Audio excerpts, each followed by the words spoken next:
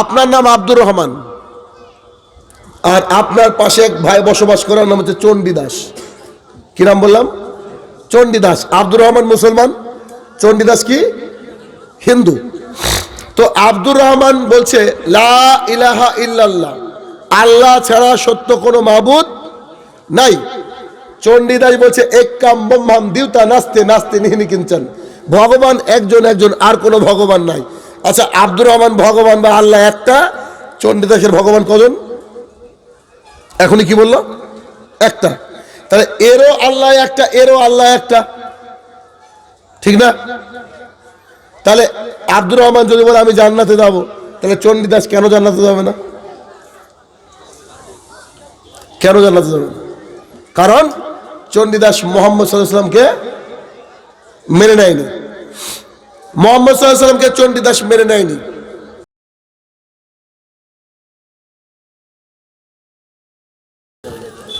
আসসালামু আলাইকুম ওয়া রাহমাতুল্লাহ। আলহামদুলিল্লাহি ওয়াহদা, والصلاة والسلام على من لا نبي بعده، أما بعد فإن خير الحديث كتاب الله، وخير الهدي هدي محمد صلى الله عليه وسلم، وشر الأمور محدثاتها، وكل محدثة بدعة، وكل بدعة ضلالة، وكل ضلالة في النار. فأعوذ بالله من الشيطان الرجيم. يا أيها الذين آمنوا قوا أنفسكم وأهليكم نارا، وقال الله سبحانه وتعالى أطيعوا الله وأطيعوا الرسول ولا تبطلوا أعمالكم. عن أبي هريرة رضي الله تعالى عنه قال قال رسول الله صلى الله عليه وسلم كل أمتي يدخلون الجنة إلا من آبى. قيل يا رسول الله من آبى؟ قال من أطاعني دخل الجنة ومن أساءني فقد آبى. عن عائشة رضي الله عنها قالت قال رسول الله صلى الله عليه وسلم من عمل عملا ليس عليه أمرنا فهو رد. সম্মানিত উপস্থিতি, সর্বপ্রথম আল্লাহ সুবহানাহু ওয়া তাআলার বারগাহে শুকরিয়া জ্ঞাপন করব যে আল্লাহ সুবহানাহু ওয়া তাআলা বিচার দিবসের মালিক, যে আল্লাহ সুবহানাহু ওয়া তাআলা কিছু দ্বীনি তালিম হাসিল করার জন্য আপনাদেরকে এখানে উপস্থিত করেছেন, তারই বারগাহে শুকরিয়া জ্ঞাপনার্থে আমরা বলি আলহামদুলিল্লাহ। অতঃপর সমগ্র মানব জাতির শিক্ষক, সমগ্র মানব জাতির পথপ্রদর্শক মুহাম্মদুর রাসূলুল্লাহ সাল্লাল্লাহু আলাইহি সাল্লামের উপর শত কোটি সালাত ও সালাম বর্ষিত হোক। আমরা বলি আল্লাহুম্মা আমিন। আজকে আপনাদের এই ডাঙ্গাপাড়া, তাই না, বীরভূম জেলার অন্তর্গত ডাঙ্গাপাড়ায় আজকে আমার বক্তৃতার বিষয় যেমন ছিলেন মুহাম্মদ সাল্লাল্লাহু আলাইহি সাল্লামের সাথীগণ, উক্ত বিষয়ে তথ্য এবং তত্ত্ববহুল আলোচনা করার চেষ্টা করব ইনশাআল্লাহ আজিজ। তার পূর্বে জরুরি একটা বিষয় এই যে আপনারা এখানে কোরআনুল কারীম এবং হাদিসের কিছু আলোচনা শুনতে এসেছেন, ঠিক তো নাকি? তো আপনাদের কর্তব্য এবং দায়িত্ব হলো চুপচাপ বসে মনোযোগ সহকারে আলোচনা শুনবেন। আমি এখান থেকে প্রায় 206 কিলোমিটার দূর থেকে গেছি। তো 206 কিলোমিটার মানে অনেকেই আছেন যে এত বড় জার্নি বোধহয় করেননি। আমাদেরকে প্রতি রাত্রিবেলায় বিভিন্ন জায়গায় জার্নি করতে হয়। তো এত দূর থেকে আসার উদ্দেশ্য কি? যাতে করে আপনাকে একটু আপনার চলার পথটাকে মসৃণ এবং জান্নাতের দিকে চলতে পারেন, সেই সুব্যবস্থা কিছু কথা বলবো, তাই তো নাকি? এর মাঝে যদি আপনি বিশৃঙ্খলা করেন বা রাস্তায় এভাবে চলাফেরা করেন তাহলে তো একটু অসুবিধা। যে বক্তা যিনি গেলেন উনি বললেন, তারপরে সভাপতি সাহেব বললেন, আবার আমাকে বলতে হচ্ছে, এটা একটা খারাপ দিক। তো যারা আলোচনা শুনবেন মনে করে এসেছেন তারা দয়া করে প্যান্ডেলের তলে এখনো কিছুটা জায়গা আছে, এসে চুপচাপ বসবেন এবং আলোচনা শুনবেন। আমার বিশ্বাস আজকের আলোচনা শুনে আপনি আপনার জীবনকে পরিবর্তন করতে পারবেন, এটা আমার দাবি। আল্লাহ সুবহানাহু ওয়া তাআলা সেই তৌফিক আদা করুক যাতে করে আমি কোরআন এবং হাদিস থেকে আপনাদের কিছু কথা শোনাতে পারি। তার প্রথম কথা এই যে আবু বকর সিদ্দিক রাদিয়াল্লাহু তাআলা নাম শুনেছি আমরা? কে বলেন তো? কথা বলতে হবে। আমি প্রথম কথা গজল জানি না, আমার সুর শায়রি করা অভ্যাস নাই। আমার বক্তৃতা মানে এক একটা ক্লাসের মতো, যেমন করে স্যার ক্লাসে পড়াই ছাত্ররা উপকৃত হয়, ঠিক তেমনি আমার বক্তৃতা ওই রকম। আপনাকে আমি পড়াতে এসেছি, আপনি বা আপনারা আমার এখন ছাত্র আর আমি শিক্ষক, যদিচ হয়তো আমার চেয়ে অনেক জ্ঞানী এখানে বসে আছেন। আবু বকর যার সাথে রাদিয়াল্লাহু তাআলা আনহু বলা যায়, তাই না? মানে যার প্রতি আল্লাহ সুবহানাহু ওয়া তাআলা রাজি হয়ে গেছেন। আবু বকরের হাতে জান্নাতের সার্টিফিকেট ছিল, ঠিক তো? উমর, উসমান, আলী রাদিয়াল্লাহু তাআলা আনহু আজমাইন এদের হাতে জান্নাতের সার্টিফিকেট ছিল। তো যতজন মানুষ আমার সামনে বসে আছেন আপনাদের মধ্যে কেউ কি এমন আছে যে আপনাদেরকে জান্নাতের সার্টিফিকেট কেউ দিয়েছে? নাই। তাহলে জান্নাতে কি করে যেতে হবে তার ব্যবস্থা জানতে হবে তো, তাই না? আবু বকরকে কেন সার্টিফিকেট দেওয়া হলো? বিলালকে কেন বলা হলো যে তুমি আমার জান্নাতে প্রবেশের পূর্বে আমি দেখলাম যে তুমি আমার আগে আগে হেঁটে বেড়াচ্ছ জান্নাতের মধ্যে? কিছু বৈশিষ্ট্য তো ছিল, এই বৈশিষ্ট্যগুলো আমাদের জানতে হবে না? জানা জরুরি।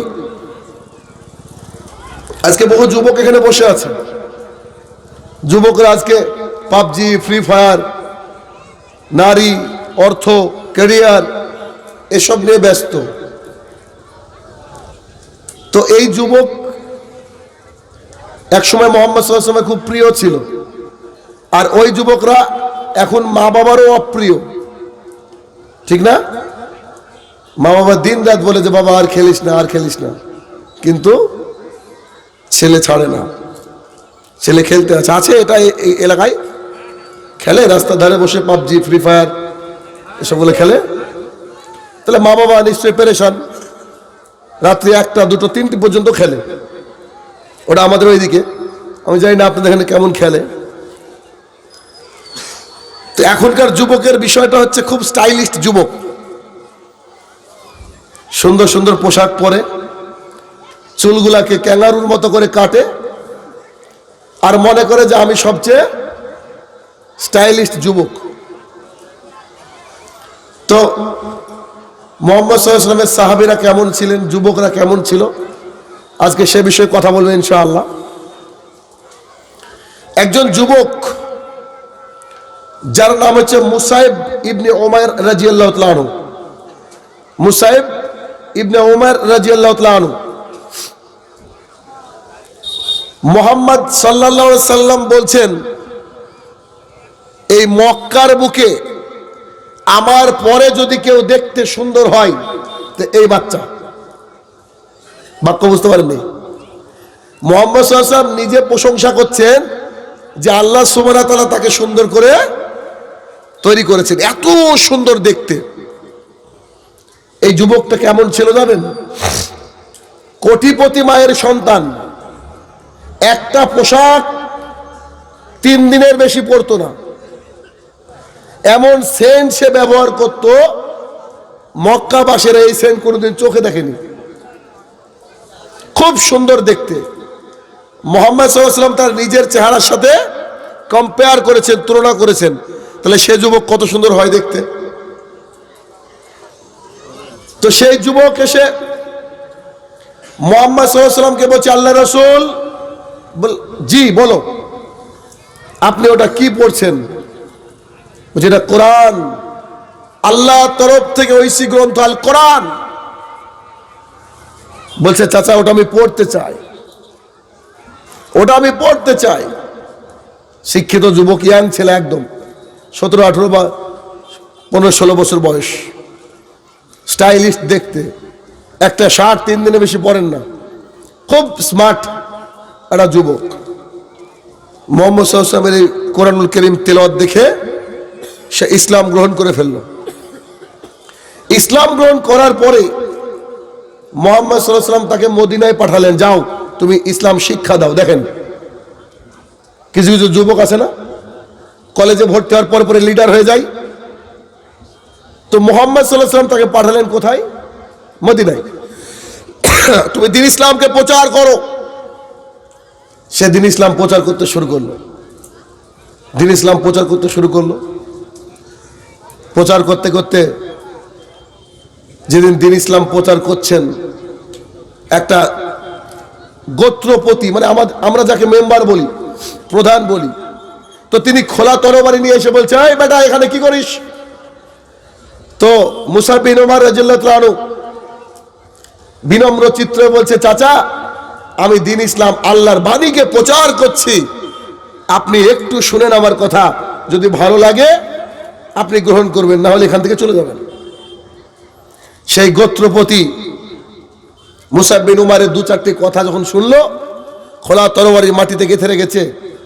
একটু পরে মুসাবকে বলছে, বেটা বল কি করলে তোর এই ধর্ম গ্রহণ করা যায়? তখন তার হাতে ইসলামটা গ্রহণ করে নিল। মুসাব বিন উমাইর রাদিয়াল্লাহু তাআলা যখন ইসলাম গ্রহণ করলেন, তার মা এই সংবাদ তার কাছে পৌঁছে গেল। তার মা এসে বলছে, বেটা তুমি যতদিন না মুহাম্মাদের দ্বীনকে, ধর্মকে ত্যাগ করছো, অতদিন আমি তোমার আম্মি জান 1 গ্লাস পানি পর্যন্ত পান করব না। মা এই কথা বলছে। আর আপনার মা আপনাকে পাবজি খেলা ছাড়তে পারে না। তো মুসাব বিন উমাইর রাদিয়াল্লাহু তাআলা আনহু তার মাকে বলছেন, আম্মি জান, আপনি যদি না খেতে খেতে মারাও যান, তবু আমি এই দিন, এই ধর্মকে আমি ত্যাগ করতে পারবো না। ত্যায্য পুত্র করে দিল তার মা, তাকে চলে গেল। একদিন মুহাম্মদ সাল্লাল্লাহু আলাইহি ওয়াসাল্লাম বলছেন, আগামীকালকে যুদ্ধে যেতে হবে, তোমাদের মধ্য থেকে একজনকে আমি সেনাপতি বানাবো, সৈনিক বানাবো, হেড অফ দ্য ডিপার্টমেন্ট বানাবো যুদ্ধের। ওমর রাদিয়াল্লাহু তাআলা বলছেন, সারা রাত্রি ঘুমাইনি, বোধহয় দায়িত্বটা আমার কাঁধেই আসে। অন্যান্য সাহাবীরা ভেবেছেন বোধহয় দায়িত্বটা আমার কাঁধেই আসবে। পরের দিন মুসাব বিন উমাইর রাদিয়াল্লাহু তাআলার হাতে পতাকা দিয়ে দেওয়া হলো যে তুমি এই যুদ্ধের কমান্ডার, সৈনিক। মুসাব বিন উমাইর রাদিয়াল্লাহু তাআলা চলে গেলেন যুদ্ধ করতে। সাহাবীরা বীর দর্পে যুদ্ধ করছে। এক পর্যায়ে মুসাব বিন উমাইর রাদিয়াল্লাহু তাআলার ডান হাতের উপরে কাফেররা একটা তরবারি দিয়ে হাতটাকে নামিয়ে দিল নিচে, এক কোপ মেরে হাতটাকে নামিয়ে দিল। বাম হাত দিয়ে তরবারি ধরে সে যুদ্ধ করছে, কাফেররা তার বাম হাতটা নামিয়ে দিল। এক পর্যায়ে পতাকাটাকে এই গলার মধ্য দিয়ে, থুতনির মধ্য দিয়ে ধরে আছে, পেছন থেকে তার গর্দানটাকে নামিয়ে দেওয়া হলো।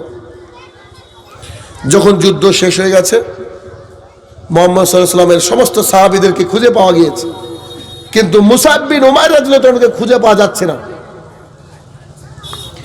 মুহাম্মদ সাল্লাল্লাহু আলাইহি ওয়াসাল্লাম বলছে, মুসাইব কোথায়? ভালো করে তোমরা খোঁজো। খুঁজতে খুঁজতে দেখা গেল যে মুসাইব বিন উমাইরের হাত এক জায়গায়, বডি এক জায়গায়, মাথা এক জায়গায় পড়ে আছে। এক জায়গায় করা হলো, করা হওয়ার পর দেখা গেল তার গায়ে শতচ্ছিন্ন একটা পোশাক।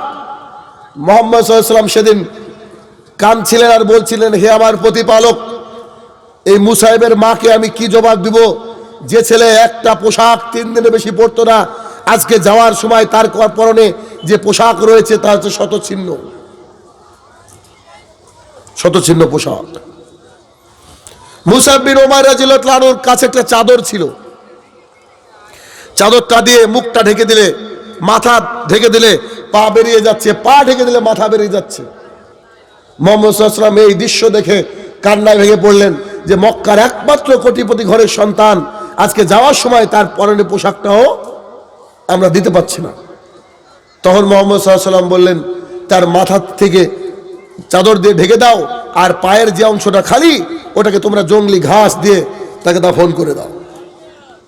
এটা হচ্ছে মুসাইব বিন উমাইর, এটা হচ্ছে মুসাইব বিন উমাইর রাদিয়াল্লাহু তাআলা আনহু।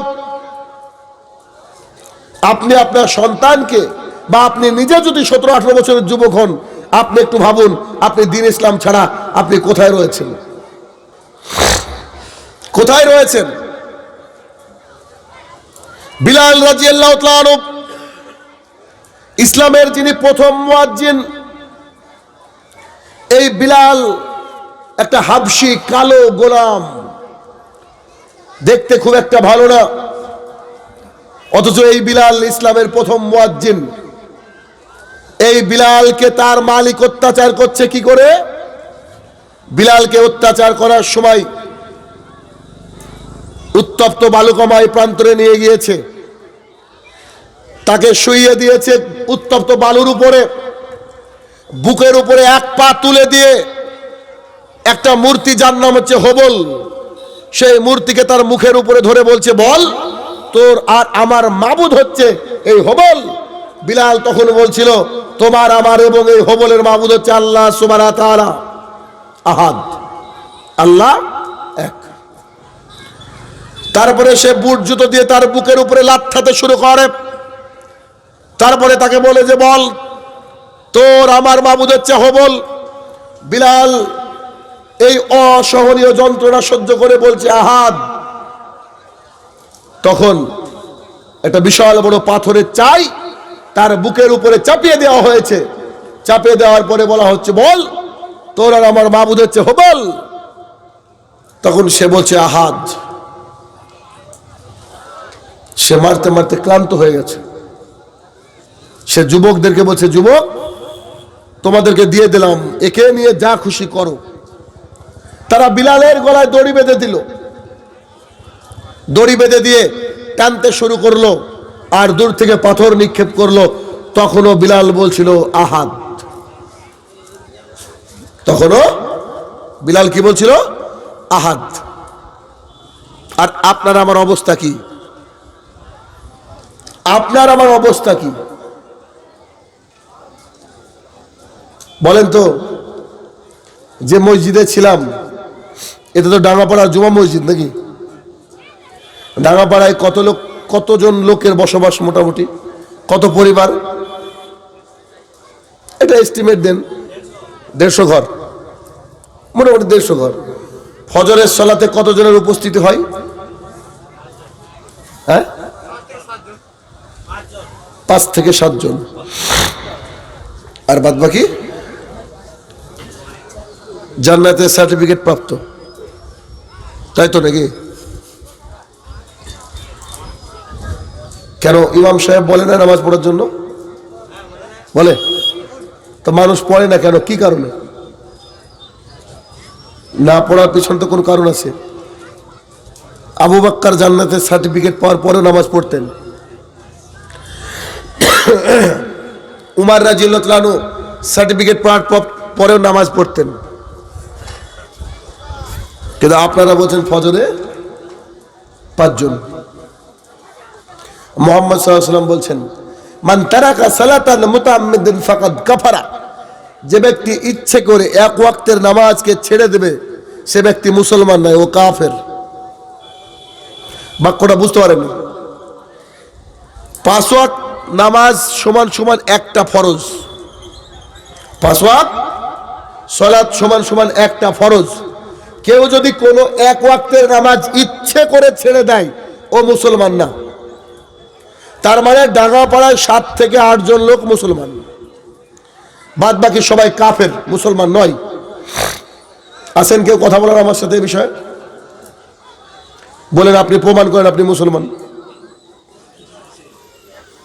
ভাবছেন আপনি লা ইলাহা ইল্লাল্লাহ বলেছেন জান্নাতে যাবেন, এরকম ভাবছেন তো নাকি? ইমাম সাহেব বলেছে লা ইলাহা ইল্লাল্লাহ বললে কোথায় যাওয়া যায়? জান্নাতে যাওয়া যায়। আপনার নাম আব্দুর রহমান, আর আপনার পাশে এক ভাই বসবাস করার নাম হচ্ছে চণ্ডীদাস। কি নাম বললাম? চণ্ডীদাস। আব্দুর রহমান মুসলমান, চণ্ডীদাস কি হিন্দু। তো আব্দুর রহমান বলছে লা ইলাহা ইল্লাল্লাহ, আল্লাহ ছাড়া সত্য কোনো মাবুদ নাই। চণ্ডীদাস বলছে এক্কাম ব্রহ্মাম দিউতা নাস্তে নাস্তে নিহিনি কিঞ্চন, ভগবান একজন একজন, আর কোনো ভগবান নাই। আচ্ছা, আব্দুর রহমান ভগবান বা আল্লাহ একটা, চণ্ডীদাসের ভগবান কজন? এখনই কি বললো? একটা। তাহলে এরও আল্লাহ একটা, এরও আল্লাহ একটা, ঠিক না? তাহলে আব্দুর রহমান যদি বলে আমি জান্নাতে যাব, তাহলে চণ্ডীদাস কেন জান্নাতে যাবে না? কেন জান্নাতে যাবে না? কারণ চণ্ডীদাস মোহাম্মদ সাল্লাল্লাহু আলাইহি ওয়াসাল্লামকে মেনে নেয়নি। মোহাম্মদ সাল্লাল্লাহু আলাইহি ওয়াসাল্লামকে চণ্ডীদাস মেনে নেয়নি। আপনাকে কিতাবুল কাবায়ের পৃষ্ঠা নম্বর 26-এর একটা ঘটনা শোনায়, ওদিকে পড়ে যাচ্ছে। মুসা আলাইহিস সালাম আল্লাহ সুবহানাহু ওয়া তাআলার একটা জলিল কদর নবী, তার জামানায় একটা মহিলা আসলেন, এসে বলছেন ও মুসা, আমি অনেক বড় পাপ করে ফেলেছি, আমি আল্লাহর কাছে তওবা করেছি, কিন্তু আপনি আপনার রবকে একটু বলেন না যাতে করে আমার তওবাটাকে কবুল করে। মুসা আলাইহিস সালাম বলছে আচ্ছা কি পাপ করেছো? তো বলছে জেনা করেছি। জেনা বুঝেন তো? জেনা করেছি, আর ওই জেনার কারণে পেটে সন্তান এসেছিল, সন্তান ভূমিষ্ঠ হওয়ার পরে নিজে হাতে হত্যা করেছি, আল্লাহর কাছে তওবা করেছি, কিন্তু আপনি যেহেতু পাপ অনেক বড়, আপনি একটু আপনার মাবুদকে বলেন যাতে করে আমার দোয়াটাকে, আমার তওবাটাকে আল্লাহ কবুল করে নেন। আচ্ছা, মহিলা কি করেছে বলেন তো? জেনা। জেনার শাস্তি কি জানেন? বিবাহিত পুরুষ বিবাহিত নারী যদি জেনা করে, তাহলে এদের দুজনকে এত দূর পর্যন্ত পুঁতে দিতে হবে, পুঁতে দেওয়ার পরে পাথর মেরে মেরে ফেলতে হবে, এরা শাস্তি। আজকে আপনার গ্রামে জালসা, তো আজকে আপনার বাড়িতে যখন আপনার জামাই এসেছে, জামাই মানে আপনার বড় মেয়ের হাজব্যান্ড এসেছে, তো ঘরে একা বসে আছে, আর আপনার স্ত্রী আপনার ছোট মেয়েটাকে বলছে শ্যামলী তুই এখানে কি করছিস, তোর দুলাভাই বোরিং হচ্ছে, তোর দুলাভাইয়ের কাছে যা। মানে আপনার মা বা আপনার স্ত্রী কি করলো? শিয়ালের কাছে মুরগি পোষানি দিচ্ছে। বুঝেন না কথা? কি বলেন আপনারা? মানে মুর্শিদাবাদে এটা বলেন যে শিয়ালের কাছে মুরগি পোষানি। আচ্ছা, দুলাভাই কখনো ভাই হয়? শাশুড়ির সাথে প্রেম করে মানুষ পালিয়ে যাচ্ছে, দুলাভাই তো দূরের কথা। এই দুলাভাই একা বোরিং ফিল করছে বলে তাকে কি করা হয়েছে? ছোট মেয়েটাকে দিয়ে দেওয়া হয়েছে। কিছুদিন পর বড় মেয়েটা বাড়িতে, ছোট মেয়েটা নাই, জেনা। এই দুলাভাইকে পাথর মেরে মেরে ফেলতে হবে। এদেশের হাজারো দুলাভাই হত্যার যোগ্য। মেয়ে কি করেছে? জেনা করেছে, যার শাস্তি হচ্ছে কি? মৃত্যুদণ্ড। 2 নম্বর, যে পেটে সন্তানটা এসেছিল, এই সন্তানের কোনো পাপ আছে? ও তো মাসুম, সেই সন্তানটাকে হত্যা করেছে। সূরা মাইদা 6 নম্বর 5 আয়াত নম্বর 32 আল্লাহ সুবহানাহু ওয়া তাআলা বলছেন, বিশেষ কোনো কারণ ছাড়া কেউ যদি পৃথিবীর বুকে একজন অসহায় মানুষকে মেরে ফেলে, সেজন্য সমগ্র মানব জাতিকে মেরে ফেললো। তাহলে মহিলা কি পাপ করেছে? সমগ্র মানব জাতিকে মেরে ফেলেছে। তাহলে কতবার এর ফাঁসি হওয়া উচিত? পাপটা ছোট না বড় করেছে? বলেন, কথা বলেন। বিশাল বড় পাপ করেছে মহিলা।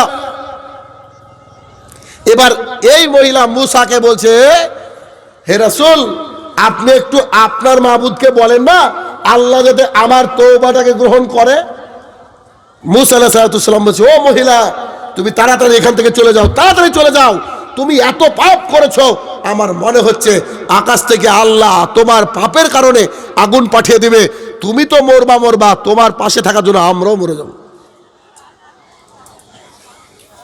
পাপ সত্যি তো ভয়ানক পাপ করেছে। এবার ওই মহিলা কাঁদতে কাঁদতে চলে যাচ্ছে রাস্তা দিয়ে, যে নবীর কাছে আসলাম, পাপ তো আমি করেছি, তওবা তো করেছি, কিন্তু তিনি আমাকে কোনো সাপোর্ট করলেন না।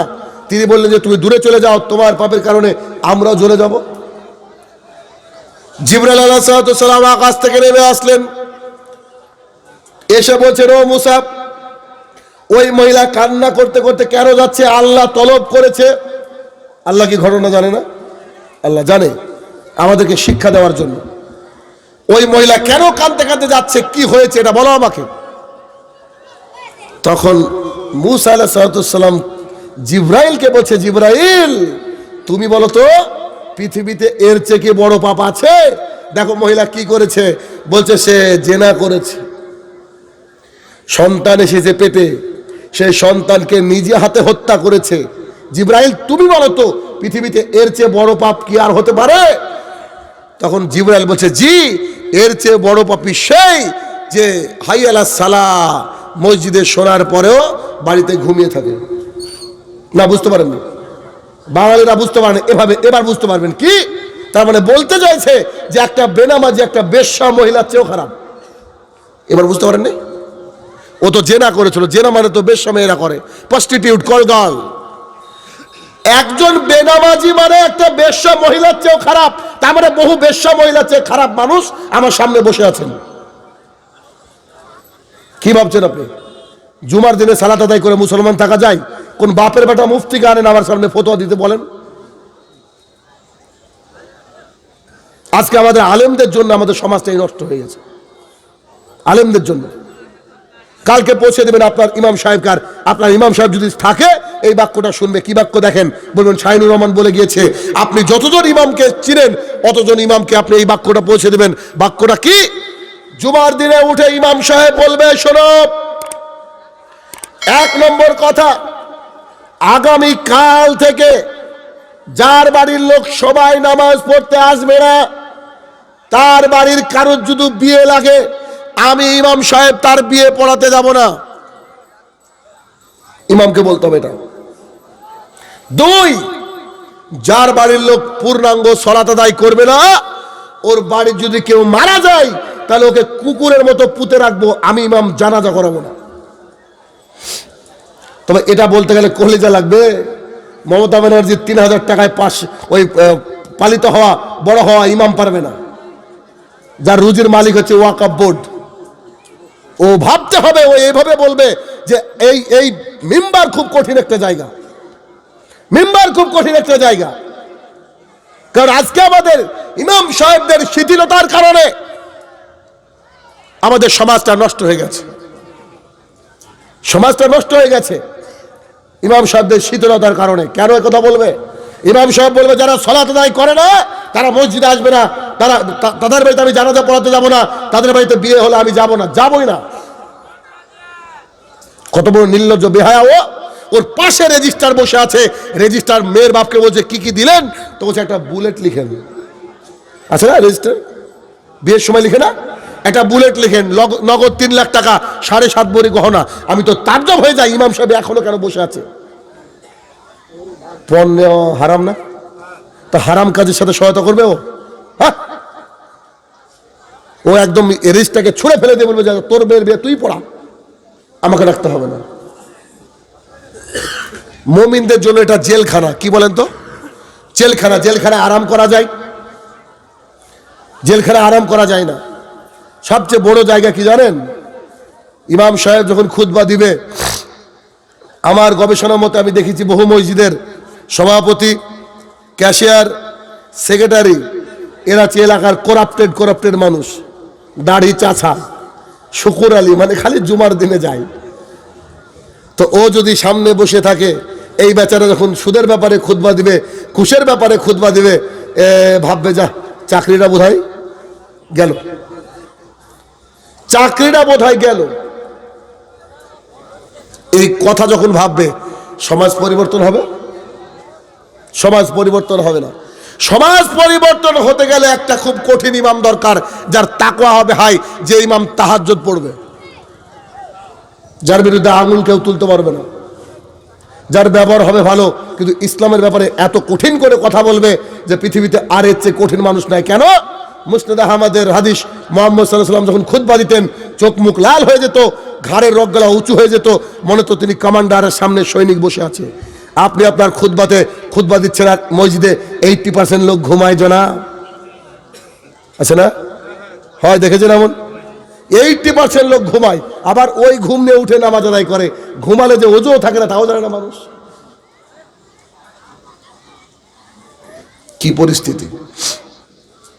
তাহলে আমাদের ইমামদেরকে, আমাদের যারা স্টিয়ারিং, তাদেরকে পরিবর্তন হতে হবে এবং ওদেরকে ভাবতে হবে রুজির মালিককে আল্লাহ।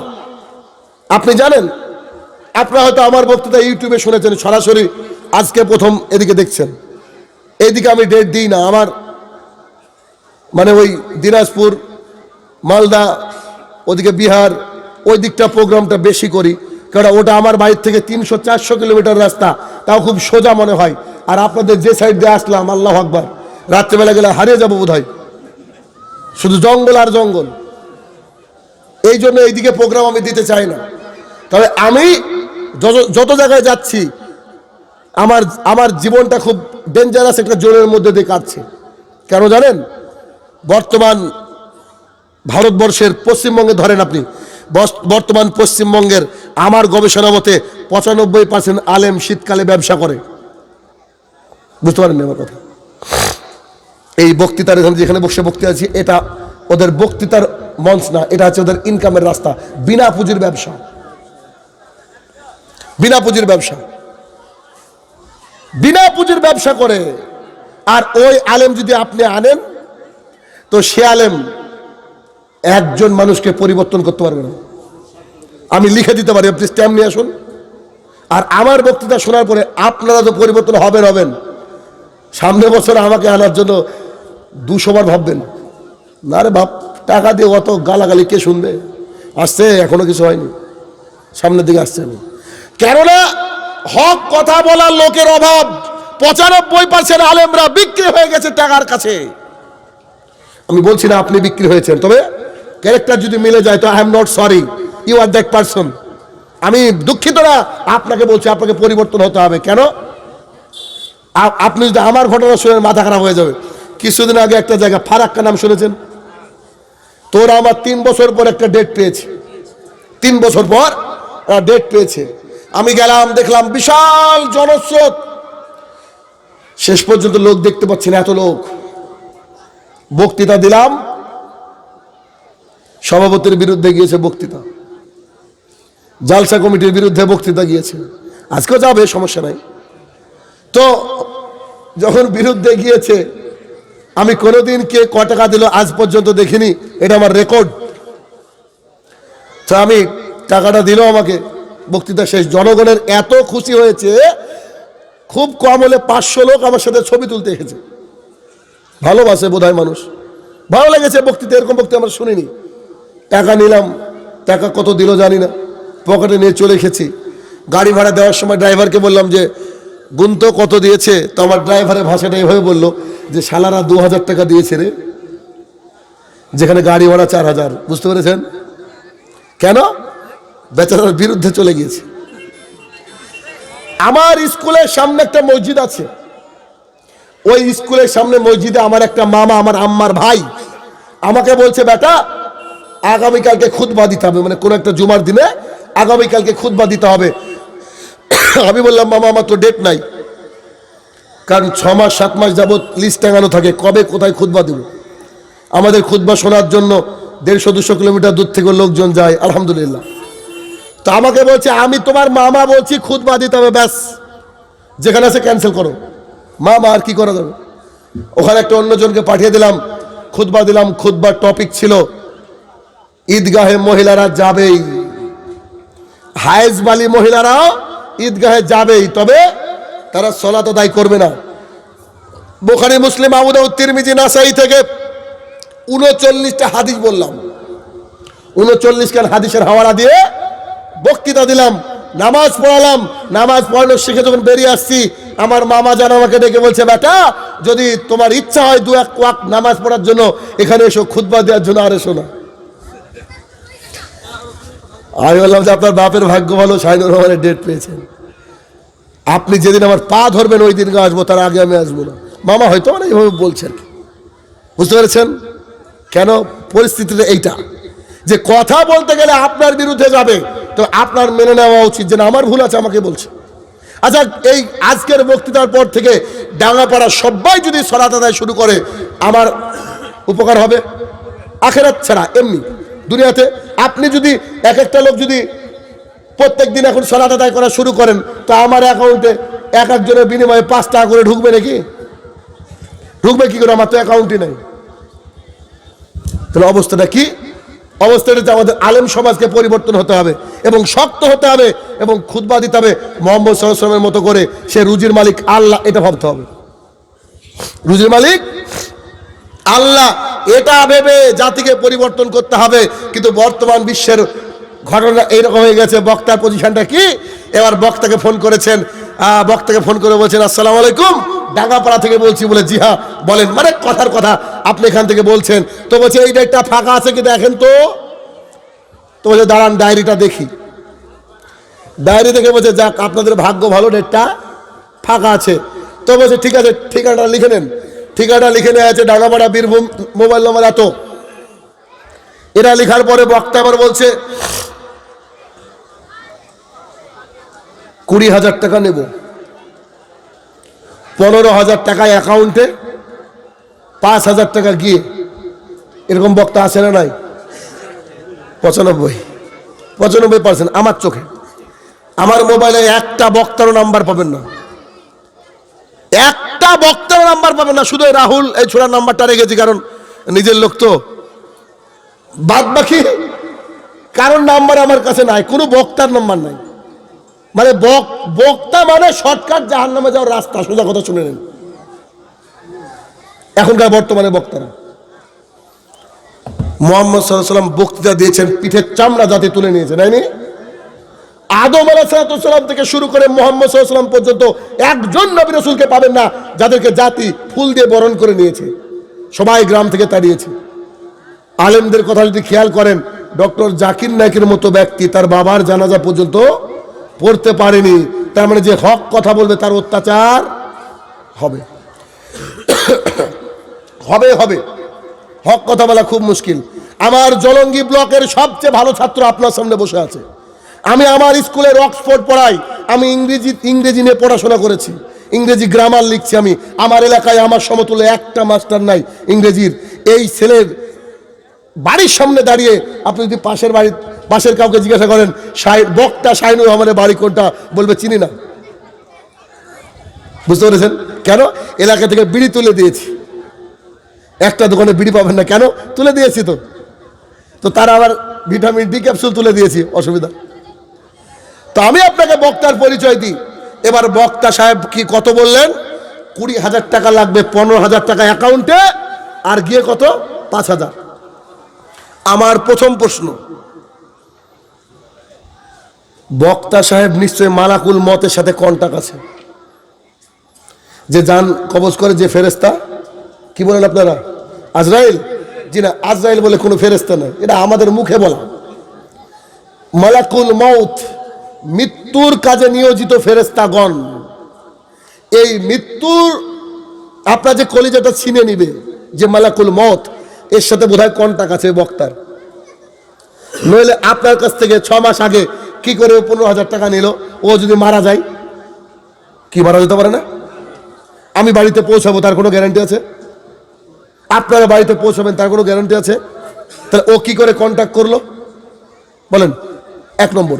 2 নম্বর পয়েন্ট, এবার বক্তা বলছে 15,000 টাকা অ্যাকাউন্টে, 5,000 টাকা গিয়ে। জালসা কমিটি বলছে হুজুর আপনার ভক্ত খুব আছে আমাদের গ্রামে, তবে হুজুর আমাদের অবস্থা খুব খারাপ, বাড়ি বাড়ি গিয়ে ভিক্ষা করে আমরা জলখার আয়োজন করেছি, এক কাজ করেন হুজুর, আপনি ওই 15,000 টাকাই নেন, এই এদিকার 5,000 টাকা ছেড়ে দেন। তো বক্তা বলছে এমনি ডেট পাচ্ছে না, এমনি লোকে আমার ডেট পাচ্ছে না, আপনি কি ডেটটা নেবেন নাকি ফোনটা কাটবো? বাপরে বাপ, হুমকি, মনে তো অমিত শাহ ফোন করেছে। তারপরে বলছে হুজুর একটু কিছু কমান, হুজুর বলছে লস লেগে যাবে। তো হুজুরের মনে হয় 15,000 টাকা দিয়ে বক্তৃতা কিনা আছে, আর 5,000 টাকায় লাভ নাকি? তো বলছে যে লস লেগে যাবে। তো বলছে যে ঠিক আছে যাও, এত করে যখন বলছো 500 টাকা কম দিও। বাপরে বাপ, কি স্যাক্রিফাইস দেখেছেন আল্লাহর দিনের জন্য। তো বলছে হুজুর এক কাজ করেন, আপনি 1,000 টাকা বেশি নেন, 16,000 টাকা নেন। বক্তা বলছে ফোন কাটলাম কিন্তু, দেখেন আপনি যান 1,000 টাকা কম দেন। এই করতে করতে করতে করতে বলছে 18,000 টাকা। ছাগল গরুর হাটে কেউ গিয়েছেন? কেউ জানি? ছাগল গরুর হাটে দাম দর করতে করতে দেখবেন পিঠের উপরে এরকম একটা বাড়ি মারে না, যে বলে যে জান দিয়ে দিলাম। এবার বক্তা 18,000 টাকায় কন্ট্রাক্ট হয়ে গেল। এবার আপনি আমাকে বলেন ওই বক্তা এসে কি কথা শোনা, কি বলবো আপনাকে? জান্নাত কত সুন্দর এ কথা বলবে? জাহান্নামের ভয়াবহতা কি এ কথা বলবে? আপনার স্ত্রী বেপরদা এ কথা বলবে না। সুদ ঘুষের বিরুদ্ধে ওইভাবে কথা বলবে না। কেন?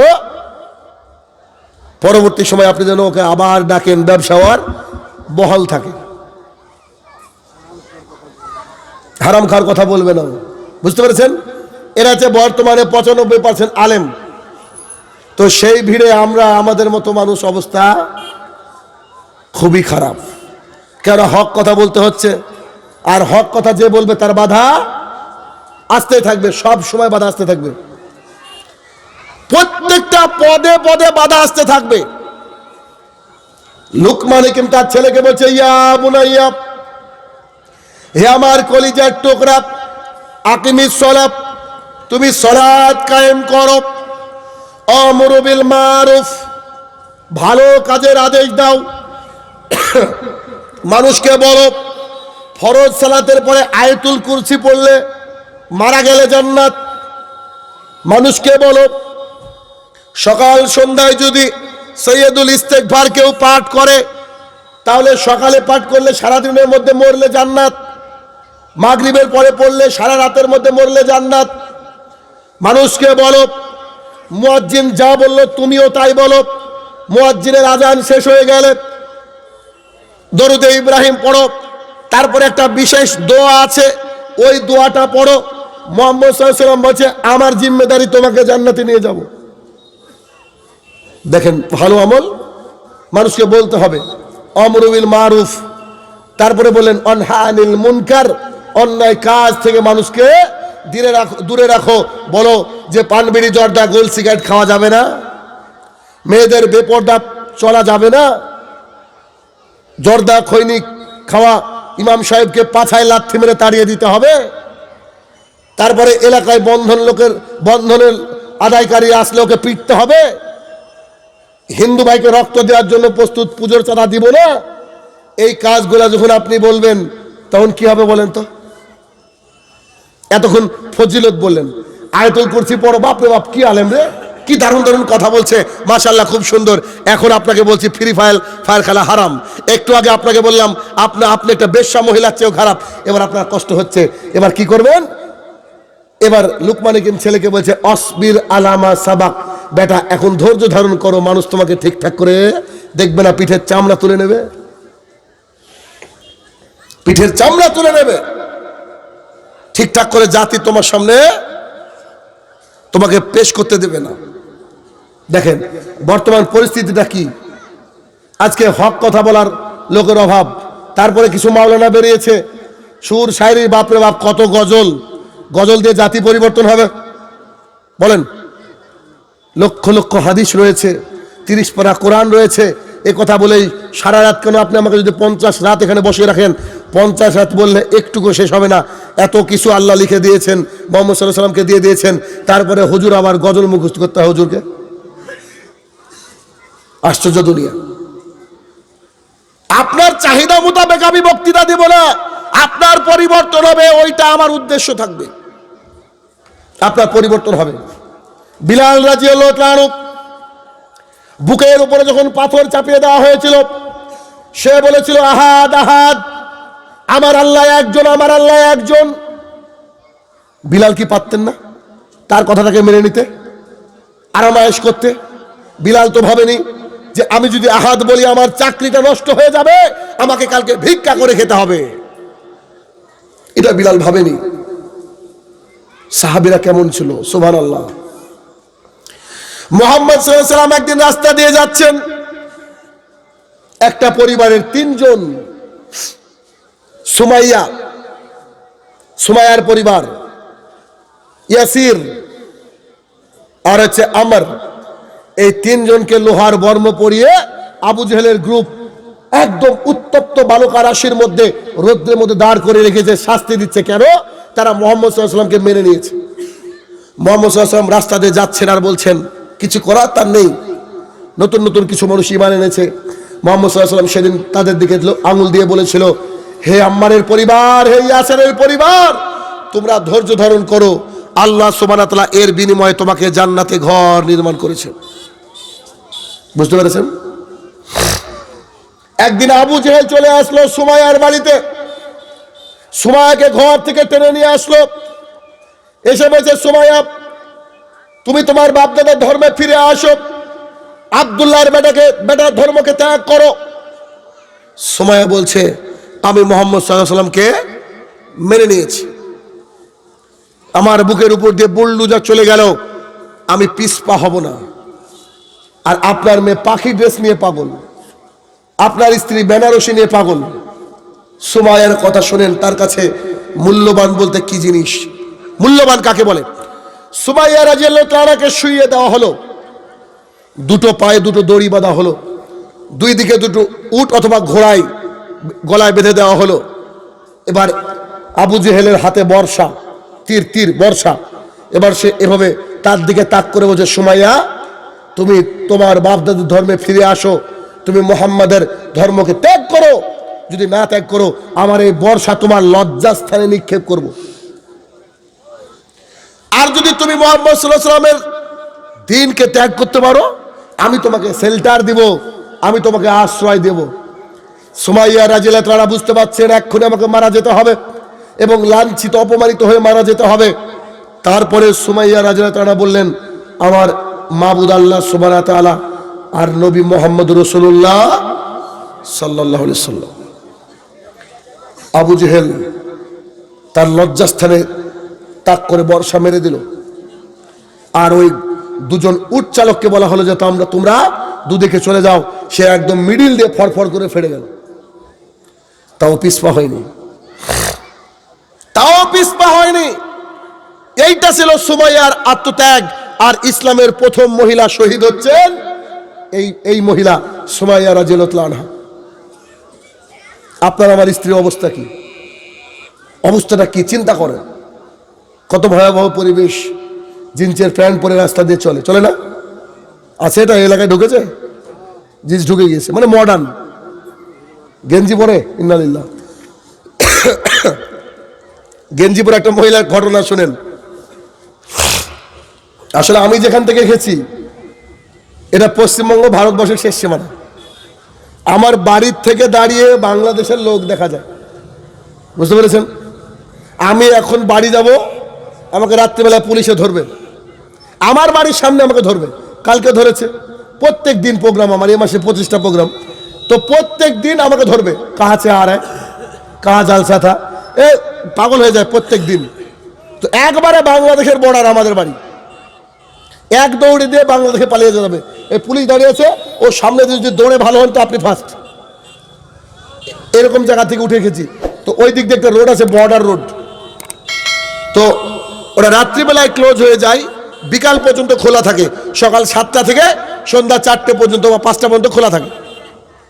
তো একটা মহিলা কলকাতায় পড়াশোনা করেছে, বারমুন্ডা পরেছে, বারমুন্ডা বুঝেন তো, এত দূর প্যান্ট, বারমুন্ডা পরে টি-শার্ট পরে রাস্তা দিয়ে ইভিনিং ওয়াক করছে, মর্নিং ওয়াক যেমন করে।